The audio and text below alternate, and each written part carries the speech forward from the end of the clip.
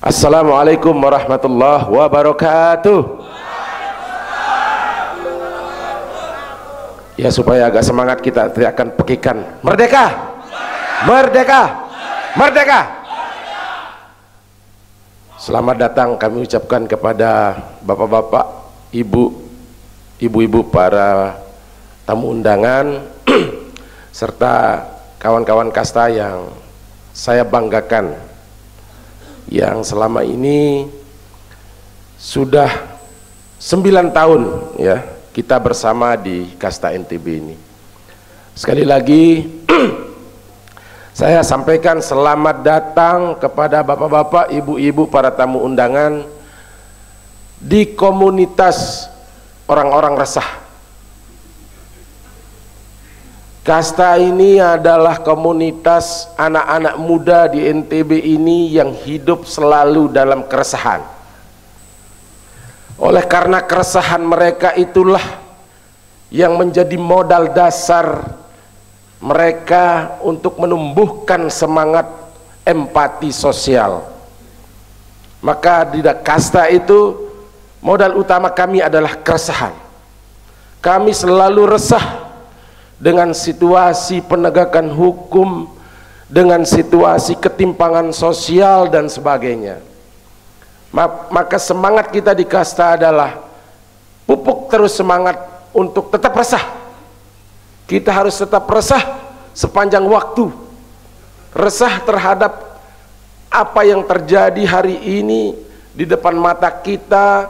Ada penegakan hukum yang diskriminatif, ada ketimpangan sosial yang sangat nyata terjadi antara komponen masyarakat ini dan masyarakat yang lainnya.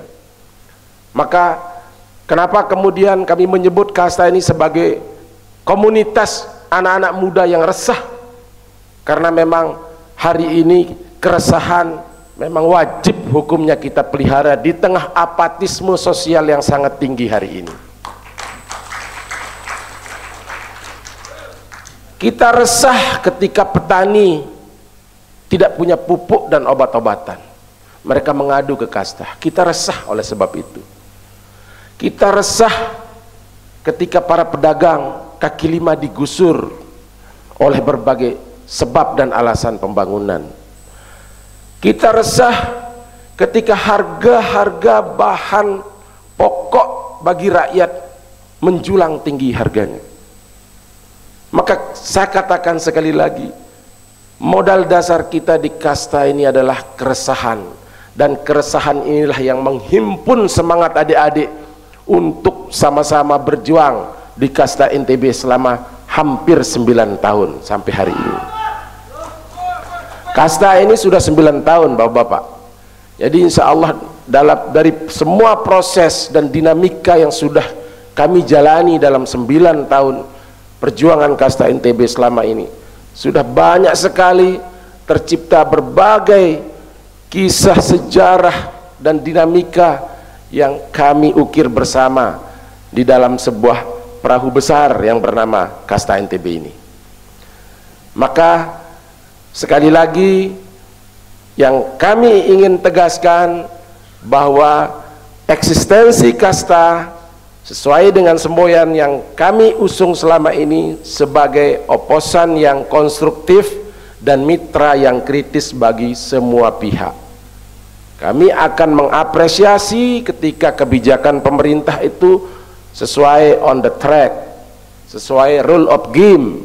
Tetapi ketika bagi kasta ada kebijakan yang tidak sesuai, maka kami nyatakan bismillahirrahmanirrahim, kami akan menyatakan perlawanan terhadap apapun bentuk ketidakadilan yang terjadi oleh sebuah kebijakan yang ditimbulkan baik oleh pemerintah secara umum maupun stakeholder lainnya yang mungkin barangkali bertabrakan dengan kepentingan masyarakat hari ini. Kita melihat hari ini kita bicara, kita merayakan, kita teriakkan kemerdekaan. Tetapi saya akan bertanya kepada kita semua, sudahkah kita merdeka? Merasakah kita merdeka? Ketika kita melihat ada satu kelompok yang sangat dominan terhadap kelompok lainnya, ada satu kelompok yang didiskriminasikan perlakuan hukumnya, apa bedanya situasi yang kita klaim sebagai kemerdekaan ini dengan situasi ketika kita berada di dalam kekuasaan penjajahan? Hari ini kita melihat monopoli masih terjadi di mana-mana. Kita melihat ada sumber-sumber daya, sumber-sumber alam yang dikuasai oleh korporasi misalnya. Padahal itu secara aturan perundang-undangan negara kita tidak boleh memberikan ruang kepada individu maupun korporasi untuk menguasai hajat hidup orang banyak. Tetapi hari ini pemerintah kita di beberapa momentum, di beberapa tempat justru menggelarkan karpet merah untuk korporasi menguasai hajat hidup orang banyak. Itu berarti bahwa VOC neokolonialisme masih kita rasakan sampai hari ini. Kita hanya bicara soal kemerdekaan secara tekstual, padahal sesungguhnya arti kemerdekaan itu adalah ketika negara ini mampu dia memberikan, mewujudkan kesejahteraan rakyat sesuai dengan amanah undang-undang. Tapi apakah hari ini 79 tahun negeri kita merdeka, apakah kesejahteraan rakyat itu sudah benar-benar diwujudkan? Saya bertanya, apakah benar-benar sudah diwujudkan? Apakah potret penegakan hukum hari ini sudah benar-benar adil? Jika dikatakan belum, maka artinya kita belum layak untuk mengatakan diri sebagai orang-orang yang merdeka. Bahwa sesungguhnya yang saya katakan tadi ini hanya peralihan penjajah dari orang-orang yang kita klaim sebagai yang beridentitas berbeda dengan kita menjadi penjajahan sebangsa kita. Selamat datang. Jadi hanya peralihan kolonialisme yang dilakukan oleh bangsa lain terhadap kita menjadi penjajahan yang dilakukan oleh bangsa kita sendiri. Maka selalu relevan apa yang dikatakan oleh Presiden Soekarno, bahwa perjuangan kalian tidak akan lebih berat, tidak akan lebih ringan dari kami, karena yang akan kalian hadapi itu adalah saudara sebangsamu sendiri.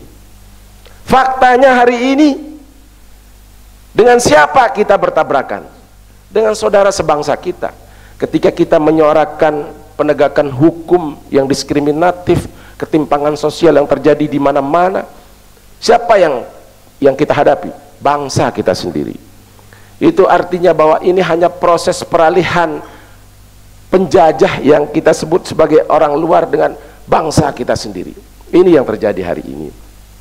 Maka di momentum 17 Agustus hari ini, sekaligus juga menjelang pemilihan kepala daerah khususnya di Provinsi Nusa Tenggara Barat, maka Kasta NTB berkomitmen untuk menyatakan diri akan mendukung pemimpin yang pro rakyat, pemimpin yang bersiap menghibahkan dirinya, nyawanya untuk mewujudkan kesejahteraan dan kegemilangan di Nusa Tenggara Barat ini. Takbir! Takbir! Jadi jangan kita memposisikan diri sebagai objek politik yang harus menerima indoktrinasi tentang jualan tagline dan segala macam. Kasta harus menjadi orang-orang cerdas yang bisa menganalisis setiap janji-janji politis dari seluruh calon kepala daerah yang ada. Bagi Kasta tidak penting siapa figur yang memimpin NTB. Ketika dia salah, maka kita akan kritisi dia. Ketika dia benar dalam kebijakan, maka tanpa reserve kami akan memberikan apresiasi yang setinggi-tingginya. Maka dari itu kita tidak akan terjebak pada jualan tagline dan iklan-iklan soal segala macam janji-janji politis, tetapi kita secara faktual akan melihat rekam jejak calon satu persatu. Dan tentu yang paling mudah adalah kita melihat rekam jejak orang yang punya rekam. Kalau orang yang nggak punya rekaman, gimana kita mau lihat rekam jejaknya? Ya, jadi yang harus kita lihat rekam jejaknya. Bagaimana kita bisa mengevaluasi seseorang yang memang tidak layak untuk kita evaluasi atau tidak punya konten untuk kita evaluasi. Maka dari itu, mari bersama kita memilih pemimpin NTB yang sekali lagi siap menghibahkan dirinya, nyawanya untuk mewujudkan NTB yang gemilang. Takbir, takbir.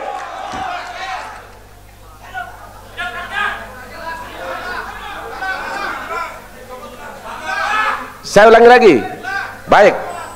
Jadi kasta NTB menyatakan diri akan mendukung calon atau figur pimpinan di Nusa Tenggara Barat yang siap menghibahkan dirinya, menghibahkan nyawanya untuk mewujudkan NTB gemilang. Hidup kasta NTB. Hidup kasta NTB. Jadi sudah jelas sikap kita bersama bahwa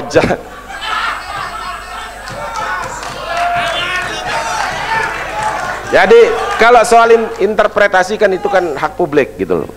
Tetapi pernyataan saya tidak akan saya tarik gitu. Dan ataupun saya akan revisi tidak. Nah, ini pernyataan kita secara resmi bahwa terkait dengan pilkada ini, kebetulan tadi juga ada undangan dari Pak Kapolda untuk kita menyatakan mendukung pilkada damai. Selama ini kasta tetap mendukung pilkada damai, bahkan dengan mensupport proses pemilu melalui personil-personil untuk menjadi bagian dari pemilu yang walaupun mungkin barangkali ada curang atau tidaknya, tetapi kita berkomitmen bahwa mewujudkan pemilu damai. Persoalan apakah dia akan curang apa tidak itu hanya mekanisme, itu proses. Sulit kita mengatakan bahwa pemilu kita ini adalah pemilu yang jujur dan adil, karena itu sesuatu yang barangkali tidak mungkin kita wujudkan bersama gitu. Jadi yang paling utama, karena sesuai dengan ajakan pemerintah, adalah bagaimana kita mewujudkan pemilu damai, bukan pemilu yang jujur dan adil.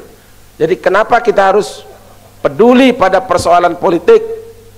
Karena sekali lagi, politik ini sesuatu yang esensial. Semua harus punya perhatian terhadap politik, harus tertarik terhadap politik. Karena sesungguhnya ketika kita ingin ikut serta berkontribusi di dalam konteks membangun negara, maka mau tidak mau kita harus bicara soal politik. Jadi tidak boleh ada yang alergi soal politik, termasuk juga kasta NTB. Jadi kasta sebagai elemen masyarakat Nusa Tenggara Barat punya hak untuk menyatakan sikap politik terhadap proses politik yang akan terjadi hari ini maupun tahun-tahun setelahnya. Baik, mungkin hanya itu dulu, nanti jangan terlalu dilebar-lebarkan kemana-mana nanti. Tapi pada prinsipnya, apa yang menjadi sikap kasta tadi adalah bahwa kita mendukung pilkada damai dengan berharap bahwa siapapun figur yang akan terpilih sebagai pimpinan NTB ke depan, kita harapkan akan amanah untuk membuat NTB ini semakin maju, semakin sejahtera, dan semakin gemilang. Ya, baik, demikian supaya tidak terkesan kayak sambutan pejabat gitu, karena kita ini acara aktivis kok kesannya kayak pejabat ya. Kita santai-santai aja gitu. Ya, demikian sambutan dari saya. Kurang lebihnya saya sebagai bagian dari kasta NTB, jika ada hal-hal yang kurang berkenan dalam proses penyambutan ini, saya menyampaikan permohonan maaf yang sebesar-besarnya. Wabillahi taufiq wal hidayah. Assalamualaikum warahmatullahi wabarakatuh. Waalaikumsalam warahmatullahi wabarakatuh. Mohon berkenan kepada Presiden Kasta NTB untuk dapat membuka acara Rapat Kerja Daerah LSM Kasta ke-9 didampingi oleh Ketua Umum DPP Kasta NTB, boleh juga didampingi oleh Ketua DPD. Silakan. Baik, dengan mengucapkan Bismillahirrahmanirrahim, kami membuka acara rapat kerja daerah Kasta NTB yang ke-9 tanggal 17 Agustus tahun 2024 di Mataram. Karena ini rakerda ke-9, maka kita pukul gongnya 9 kali. Baik, kita hitung sama-sama ya. 3, 2, 1.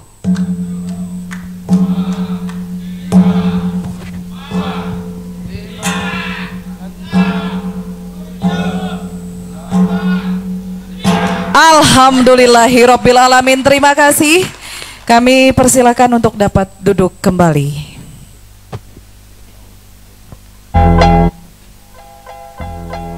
Still Snoop Dogg and D.I. Guess who's